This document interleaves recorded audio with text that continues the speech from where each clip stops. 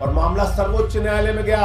सर्वोच्च न्यायालय ने कहा, और सिर्फ पार्षद नहीं बनाया, भाजपा के एलजी ने इनको वोटिंग का अधिकार दे दिया। सर्वोच्च न्यायालय ने कहा नामित लोगों को वोटिंग का अधिकार नहीं है।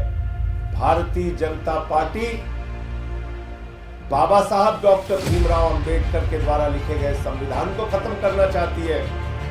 और इतना ही नहीं किया, एलजी ने पिछली बार 10 भाजपा के कार्यकर्ताओं को पार्षद नामित कर दिया। उसका भी कागज अभी आपको दे रहे हैं। ये 10 भाजपा के कार्यकर्ता हैं जिनको पार्षद बना दिया। नेक्स्ट 9 न्यूज में आपका स्वागत है। मैं हूं आपके साथ अबरारुल अकरम। दर्शकों, मनीष सिसोदिया चुनाव आखिरकार खत्म होने पर आ गए, लेकिन उनको जमानत नहीं मिल पाई। दरअसल इस बात की चर्चा इसलिए भी है क्योंकि मनीष सिसोदिया ने ठीक उस तरीके से ही एक अर्जी दायर की थी कोर्ट में और ये कहा था कि चुनाव को देखते हुए उन्हें अपने पार्टी के प्रचार प्रसार के लिए बाहर जाने की इजाज़त मिलनी चाहिए। लेकिन कोर्ट ने उन्हें जमानत नहीं दी, उन्हें राहत नहीं मिली। हालांकि शराब आबकारी वाले मामले में सबसे ज़्यादा लंबे समय से अगर कोई जेल में है तो वो मनीष सिसोदिया ही हैं।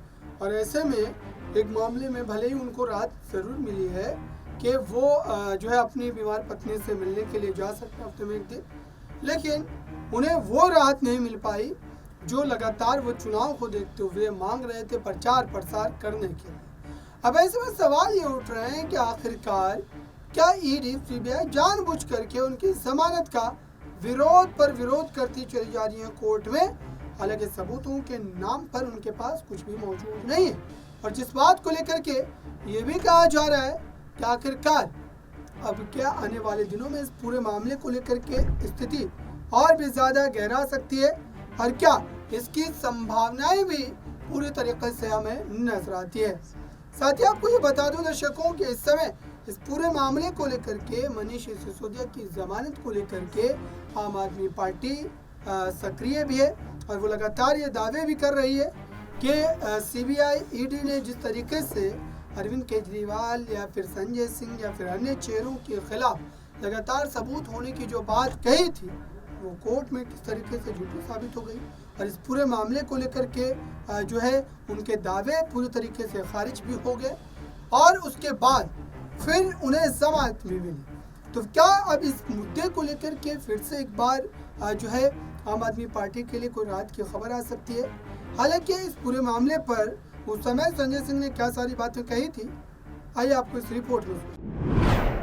आज बीजेपी ने दिल्ली के अंदर बाबा साहब डॉक्टर भीमराव अंबेडकर जी ने जो अधिकार दिया था कि 5 साल में एक बार दलित का बेटा मेयर की कुर्सी पर बैठेगा, वो अधिकार खत्म कर दिया। दिल्ली में भी चुनाव खत्म कर दिया और कहा कि नहीं, दलित का बेटा इस मेयर की कुर्सी पर नहीं बैठ सकता। बीजेपी ने कहा ना, दलित का बेटा मेयर की कुर्सी पर नहीं बैठेगा, यह मेयर की कुर्सी अपवित्र हो जाएगी अगर दलित का बेटा मेयर की कुर्सी पर बैठेगा। और अपना एक मोहरा तैयार किया एलजी। भाजपा के एलजी ने कहा बगैर मुख्यमंत्री के सलाह के हम प्रिजाइडिंग ऑफिसर की नियुक्ति नहीं कर सकते। यह भाजपा के एलजी का बयान है, याद रखिएगा। यह है वो पत्र जहां मुख्यमंत्री की सलाह के बगैर, ये पत्र आपको दे देंगे अभी, जहां मुख्यमंत्री की सलाह के बगैर सत्या शर्मा को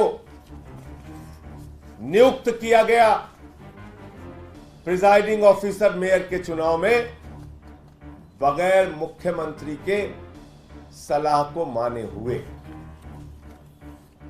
दूसरी बात, दलित विरोधी भाजपाइयों से मैं पूछना चाहता हूं, तुमने चंडीगढ़ में यही काम किया। चंडीगढ़ में भी एक सफाई कर्मी का बेटा जब मेयर की कुर्सी पर बैठने जा रहा था तो भाजपाइयों ने उसके वोट की चीर फाड़ करके, उसके वोट में गड़बड़ी करके चंडीगढ़ का भी मेयर एक सफाई कर्मी के बच्चे को बनने से रोका था। तो आपने सुना दर्शकों, क्या वाकई अब मनीष सिसोदिया को लेकर के, खास तौर से उनकी राजनीतिक छवि को लेकर के या फिर उनके किए गए कामों को लेकर के आम आदमी पार्टी जो लगातार लोकसभा चुनाव में गिनवा भी रही थी, और खुद अरविंद केजरीवाल जिस तरीके से रोड शोज कर रहे थे तमाम प्रत्याशियों के लिए, वो खुद जो है मंचों पर जो है प्रचार प्रसार का कार्यभार संभाले हुए थे। भारतीय जनता पार्टी को दो टूक जो है शब्दों में ये बात कह रहे थे वो कि बीजेपी अगर आम आदमी पार्टी को इन भ्रष्टाचार के झूठे आरोपों में फंसाकर, डराकर पार्टी को कहीं ना कहीं खत्म करने का अगर ये एक प्रयास कर रही है, तो ये कहीं ना कहीं उनकी भूल है, और ये बड़ी राजनीतिक भूल है। क्योंकि आम आदमी पार्टी इस तरीके के झूठे आरोपों को लगातार झेलती रही है, और इस तरीके के आरोपों को लगाने के बाद उनके कार्यकर्ता, उनके नेता और भी ज़्यादा उत्साहित होकर के पार्टी के जीत के लिए काम करते हुए देखे जाएंगे। हालांकि दिल्ली की सियासत में इस समय भाजपा और आम आदमी पार्टी दोनों के जोश इतने हाई इसलिए भी नजर आते हैं क्योंकि लोकसभा चुनाव के तुरंत बाद विधानसभा के भी चुनाव में दर्शकों, और भारतीय जनता पार्टी इन्हीं तमाम मुद्दों को लगातार जीवित रखने की कोशिश कर रही है ताकि इसका राजनीतिक नफा नुकसान जो है वो हासिल किया जा सके विधानसभा चुनाव में। और खुद अरविंद केजरीवाल भी इस बात को समझ रहे हैं। लेकिन संजय सिंह का एक पक्ष और सुनिए आप, उन्होंने और क्या सारी बातें कही थी। और इतना ही नहीं किया, एलजी ने पिछली बार 10 भाजपा के कार्यकर्ताओं को पार्षद नामित कर दिया। उसका भी कागज अभी आपको दे रहे हैं। ये 10 भाजपा के कार्यकर्ता हैं जिनको पार्षद बना दिया।